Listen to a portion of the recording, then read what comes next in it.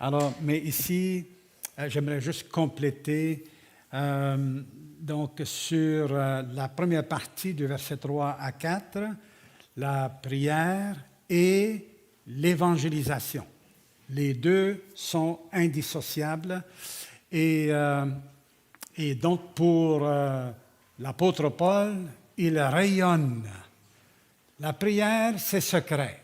Hein? Des fois, là, public dans le sens quand on prie ensemble, mais je dis c'est quelque chose qui ne paraît pas beaucoup.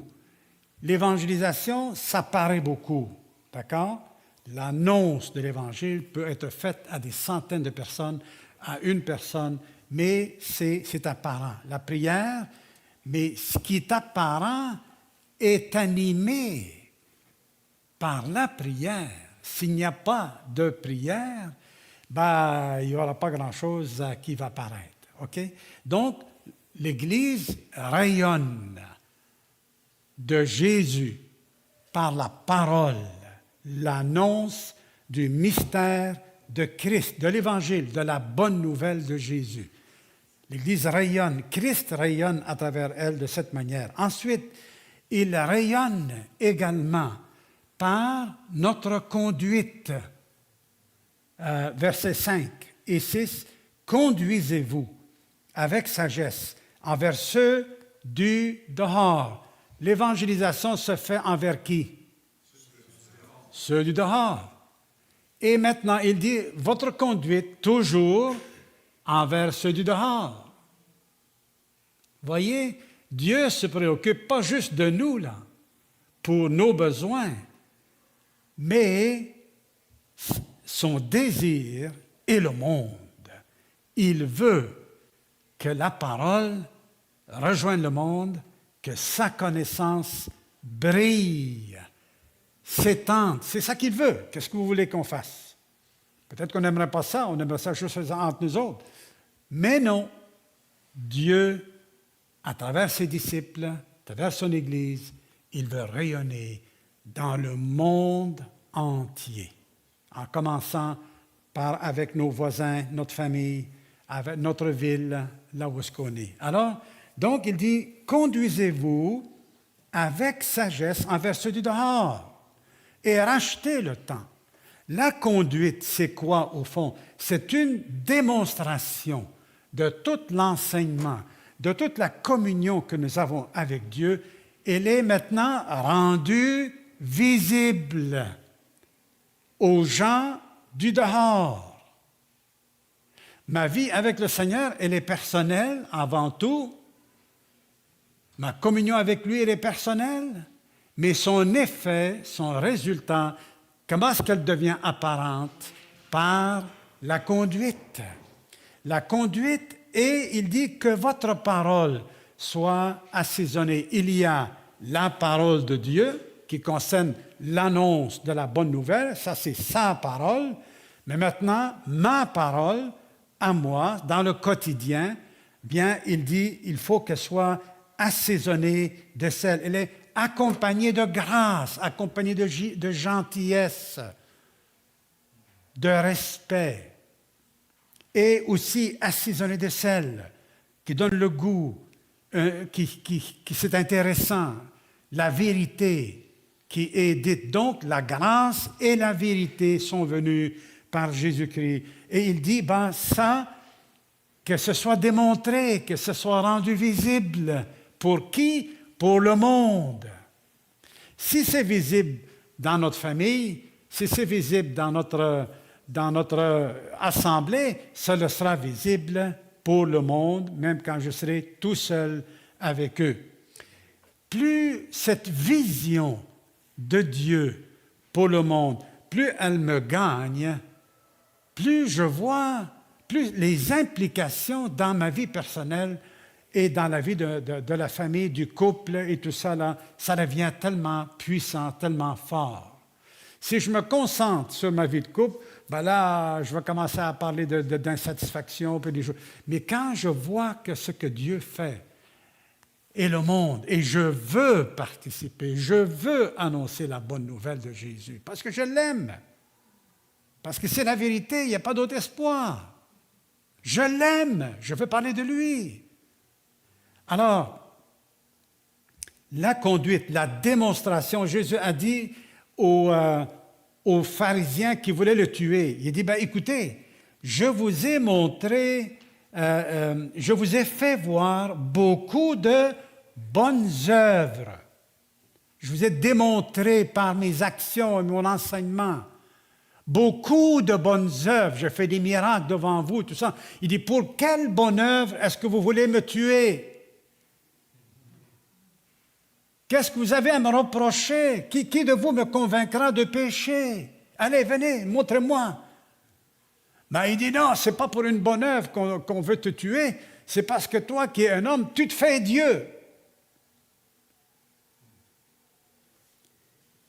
Mais le point que Jésus a démontré, a rendu visible son Père.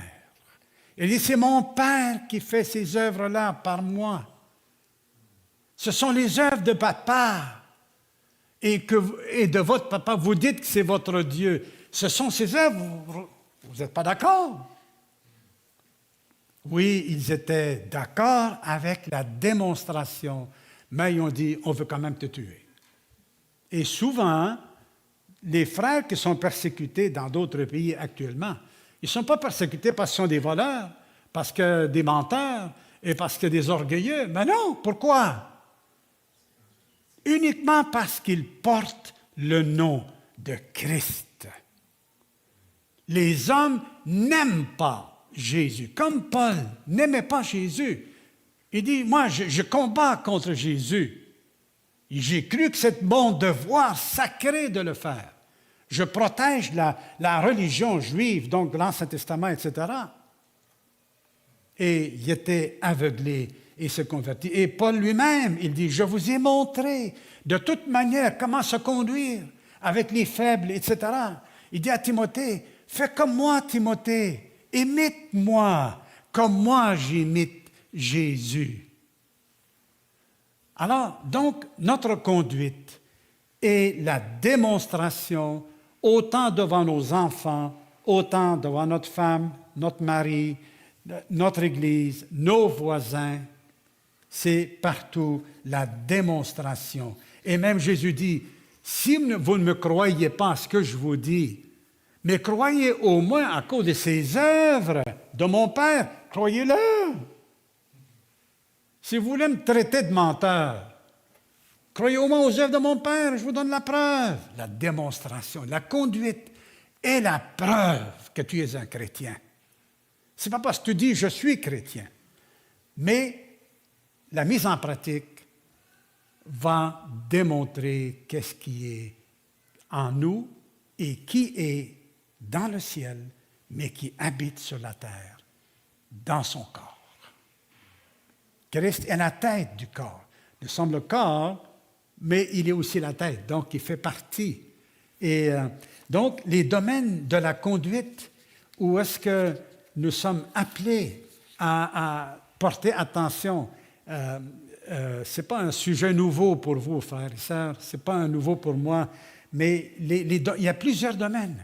Dans le chapitre 3, juste avant, à partir du verset 18 jusqu'à 25, Paul a parlé de la conduite du disciple de Jésus dans la famille, dans le couple. Le rôle de l'homme, le rôle de la femme, vous connaissez ces choses-là, le rôle des parents, le rôle des enfants face à leurs parents, le respect, l'honneur, etc. Il aura tout parlé de ça. Comme employé, de ne pas parler en mal contre ton patron, même s'il est difficile, mais être juste. Ailleurs, il dit aux maîtres qui ont des employés, sois juste avec tes employés. Donc, c'est la conduite dans la famille, au travail. Les anciens doivent avoir un bon témoignage de ceux du dehors. De ceux du dehors. Donc, tout ce qu'on fait devient apparent. Lorsque le Seigneur dit « aimez-vous les uns les autres », c'est à l'amour que vous avez les uns pour les autres. Quoi? Qu'on reconnaîtra. Qui va reconnaître? Les autres, le monde. qu'on reconnaîtra que vous êtes mes disciples. À l'amour que vous avez livré, à un moment donné, les chrétiens sont en rapport les uns avec les autres. Les non-croyants peuvent venir être parmi nous, ils nous voient faire. Ici ou à l'extérieur, j'ai connu 2 frères, 2 membres de l'Église qui se sont battus à coups de poing, mon ami, devant les inconvertis. J'étais à un cours Saint-Bec, quand je suis revenu, c'est là l'autre pasteur qui m'a dit, Michel, tu ne sais pas qu'il était démoralisé. Il dit, les 2 frères un tel, ils se sont battus à coups de poing. Ah, là, j'ai crié, j'ai dit, Seigneur, donne-moi un fouet, donne-moi un fouet. Il faut que je fouette quelqu'un.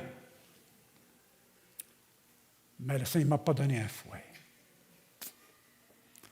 Il m'a juste mis à genoux. Il m'a humilié. Et c'est là, dans cette humiliation-là, j'ai dit, mon Dieu, c'est inacceptable. C'est que des membres qui portent ton nom, qui fassent ça. Seigneur, éloigne de l'Église tous ceux qui ne t'appartiennent pas et qui ne veulent pas se repentir et croire en toi, mais qui sont un sujet de tristesse pour les autres croyants. Éloigne. J'ai tremblé en priant. Et c'est comme s'il m'a dit, Michel, je vais enlever la moitié de l'Église. Je tremble à nouveau. Que ta volonté soit.